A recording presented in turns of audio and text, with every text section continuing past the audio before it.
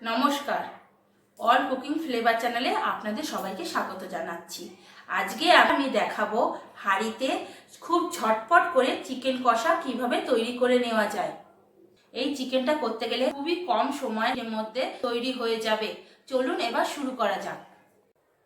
এখন আমি গ্যাসটা অন করে দিয়ে একটা হাঁড়ি বসিয়ে দিয়েছি, তার মধ্যে তেল দিয়ে দিয়েছি। তেলটা হালকা গরম হয়ে এলে এর মধ্যে দিয়ে দেব দুটো দারচিনি, তিনটে এলাচ, কিছুটা শাহি জিরে, চারটে গোলমরিচ, 2 টুকরো জায়ত্রী, 4টে লবঙ্গ। এগুলি আমি তেলের মধ্যে দিয়ে দিলাম।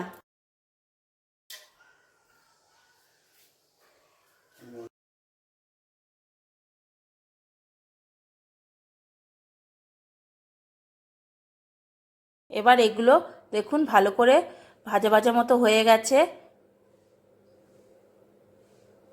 এর মধ্যে দিয়ে দেবো একটা তেজপাতা, 1 বাটি পেঁয়াজ আমি কুচিয়ে নিয়েছিলাম, সেটাও এর মধ্যে দিয়ে দেব। আমি দিয়ে দিচ্ছি 2 চামচ গ্রেট করা রসুন,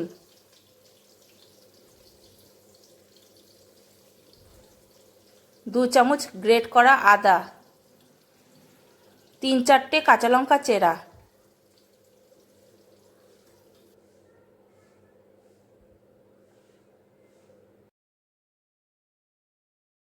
আগে থেকে টুকরো করা আলু দিয়ে দেব। আগে থেকে ভালো করে বেছে ধুয়ে রাখা মাংসগুলোকেও এর মধ্যে দিয়ে দেব।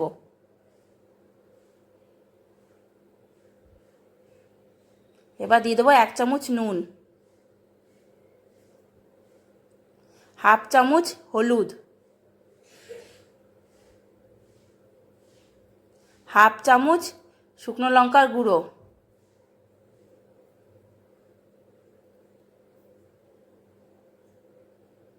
1/2 চামচ জিরের গুঁড়ো।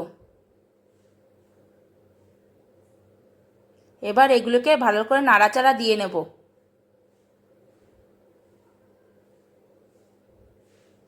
এই টাইমে কিন্তু আপনারা অবশ্যই গ্যাসের ফ্লেমটা লো করে রাখবেন। এবার আমি হাঁড়িটা ঢেকে দেব।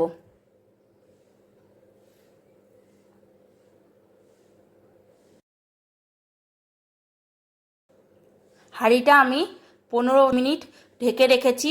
এবার একবার হাঁড়িটা খুলে দেখব।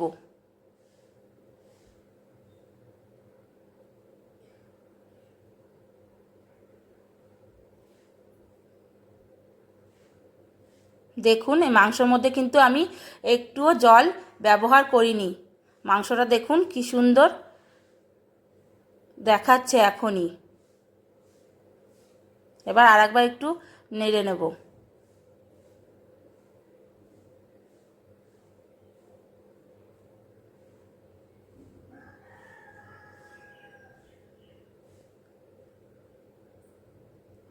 একবার করে যদি না নেড়ে নেওয়া হয় তাহলে কিন্তু তলা থেকে মাংসটা লেগে যাবে।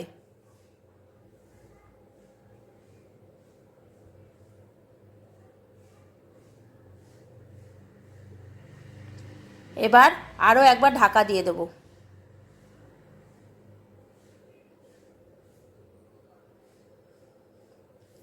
আবার আমি 5 মিনিট ঢেকে রেখেছিলাম। এবার ঢাকনাটা খুলব। আমি কিন্তু এখানে একটুখানিও জল ব্যবহার করিনি।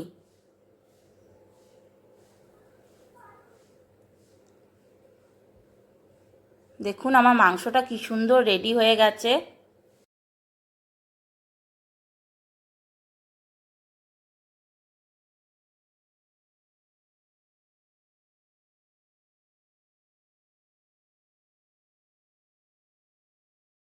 দেখুন মাংসটা কত সুন্দর হয়েছে।